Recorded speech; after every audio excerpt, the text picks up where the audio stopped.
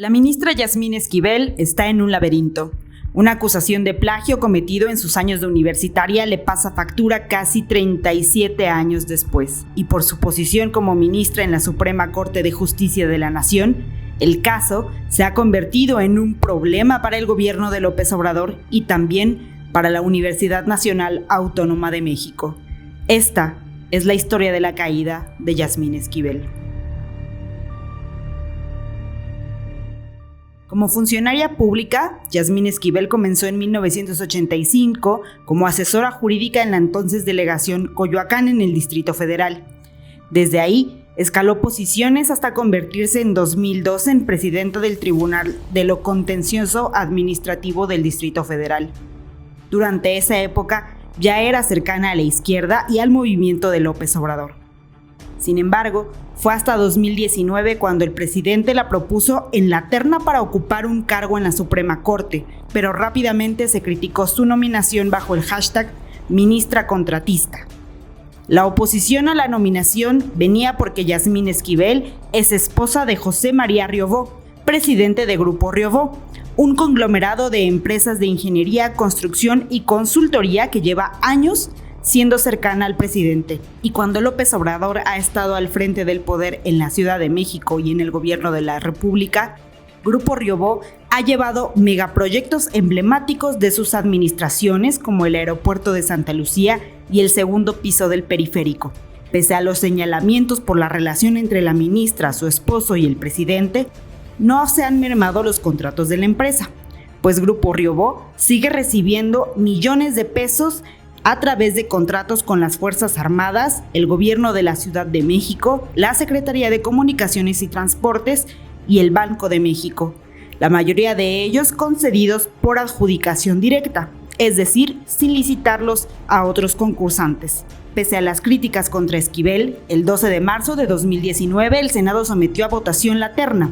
En una primera ronda, ninguna de las tres candidatas alcanzó la mayoría calificada que necesitaba, por lo que Ricardo Monreal, líder de la bancada de Morena en el Senado, pidió un receso para cabildear y lograr ese mismo día un nombramiento. Honorable Asamblea, le solicitaría someter a la aprobación de la Asamblea si podemos darnos un receso de 30 minutos. La decisión es muy importante y me gustaría convocar a una sesión extraordinaria. Tras un receso de 30 minutos y en una segunda ronda de votación, el Senado avaló con 95 de 121 votos a Yasmín Esquivel como nueva ministra de la Suprema Corte. Ese cargo en México tiene una duración de 15 años y es irrenunciable.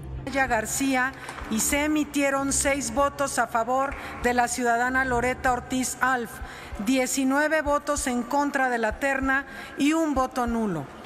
Conforme al resultado de la votación, se designa a ministra de la Suprema Corte de Justicia de la Nación a la ciudadana Yasmín Esquivel Moza. Finalmente, el 21 de marzo de 2019, Yasmín Esquivel rindió protesta como ministra. Sin embargo, ya en el cargo, Esquivel ha sido sumamente cuestionada por votar en favor de proyectos que tienen un gran interés para el presidente, como la ley de la industria eléctrica, la figura de los superdelegados y la consulta para enjuiciar a expresidentes, así como la consulta de revocación de mandato. Y aunque su papel como ministra ya era severamente cuestionado, fue hasta el 21 de diciembre cuando detonó el caso del plagio. Guillermo Sheridan publicó en el portal Latinus que la tesis con la que la ministra Yasmín Esquivel se tituló en 1987 era un plagio. Ese mismo día, Yasmín Esquivel publicó en su cuenta de Twitter cartas de apoyo de colegas y exprofesores argumentando su pulcritud académica. Sin embargo, la Facultad de Estudios Superiores de Aragón de la UNAM inició una investigación tras la acusación y el 23 de diciembre la misma UNAM aseguró que encontró un alto nivel de coincidencias entre la tesis con la que Esquivel se tituló en Derecho en 1987 y otra tesis presentada un año antes por el alumno Edgar Ulises Báez. Pese al posicionamiento de la universidad, el presidente López Obrador dijo esto en su conferencia matutina. considero que cualquier error, anomalía cometida por la ministra Yasmín cuando fue estudiante, cuando presentó su tesis de licenciatura, es infinitamente menor al daño que han ocasionado a México Krause y el señor que hace la denuncia. 2 días después, y en el marco de la elección de una nueva presidencia en la Suprema Corte, cargo al que aspiraba Yasmín Esquivel, el 25 de diciembre emitió una carta argumentando que había una campaña en su contra y reiteró que seguía en pie su búsqueda por presidir el máximo tribunal de México. Tras su posicionamiento, el presidente López Obrador pidió a la UNAM resolver. De la elección en la Corte. Todo el mundo sabe que ella es aspirante a la presidencia. Entonces, lo mejor es que la UNAM dictamine. Les corresponde a ellos. Y que lo haga pronto. Para defenderse de la acusación de plagio, Yasmín Esquivel presentó ante las autoridades una declaración presuntamente de Edgar Báez, que decía explícitamente: de ese trabajo tomé referencias y texto, y pude tomar varias partes importantes del trabajo de ella en el año de 1985 a 1986. A decir de la ministra Esquivel, la confesión de Edgar Ulises Báez la había hecho ante notario público y había llegado de forma desconocida al buzón de correo del domicilio de Marta Rodríguez Ortiz, quien entre 1985 y 1986 fue asesora de tesis tanto de Edgar Ulises Báez como de Yasmín Esquivel. Sin embargo, el 31 de diciembre, el portal Eje Central logró obtener la primera entrevista de Edgar Ulises Báez, donde argumentó que no había plagiado. Si ella se graduó después que yo, entonces por lógica, si no es hacerse pato. Pese a esa declaración, la mañana previa a la elección de una nueva presidencia en la Corte, circuló un documento donde aparecen sellos y firmas oficiales de la Fiscalía General de Justicia de la Ciudad de México, donde se afirmaba que la tesis de Yasmín Esquivel no era un plagio. Antes de la votación en la Corte, Esquivel tomó la palabra en el Pleno para defenderse nuevamente e incluso se refirió al documento de la Fiscalía que se había filtrado a medios de comunicación. En la que aporté elementos contundentes que pedía la sociedad y los medios de comunicación. Hoy, con plena tranquilidad y no solo con dichos, sino con base en la resolución de una autoridad, se ratifica que la tesis profesional que presenté para obtener mi grado de licenciatura es de mi autoría. Pese a esa defensa, Yasmín Esquivel perdió la carrera por la presidencia de la Corte. Resultado de esta votación, la designación de presidenta de esta Suprema Corte de Justicia de la Nación y del Consejo de la Judicatura Federal, comprendido del 2 de enero de 2023 al 31 de diciembre de 2026, ha recaído en la señora ministra doña Norma Lucía Piña Hernández. Luego de que Yasmín Esquivel perdió la votación, la Fiscalía de la Ciudad de México declaró el 3 de enero que el documento que había circulado en la prensa y al que incluso había hecho referencia la ministra en su discurso era falso. El 11 de enero, la FES Aragón confirmó el plagio y dijo que turnaría el caso a las instancias universitarias correspondientes, aunque horas más tarde, la propia UNAM dijo que no tenía mecanismos para invalidar el título de Yasmín Esquivel. Posteriormente, el notario Armando Mastachi aclaró públicamente que no avaló el contenido de la declaración de Báez que la ministra Esquivel había presentado como prueba. Dijo: mi participación se limitó única y exclusivamente a dar fe puesta de su firma.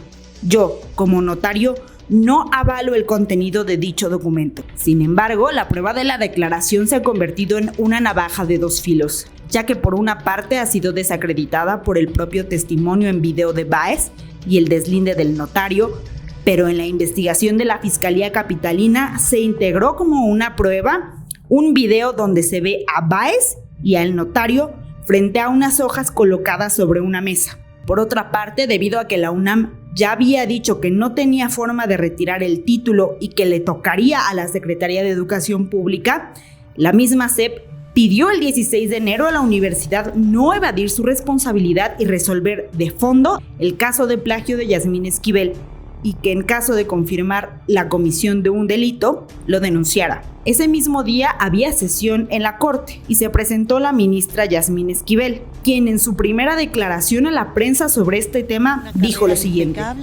Tengo una carrera en la que no tengo nada de qué avergonzarme y continuaré, por supuesto, trabajando intensamente.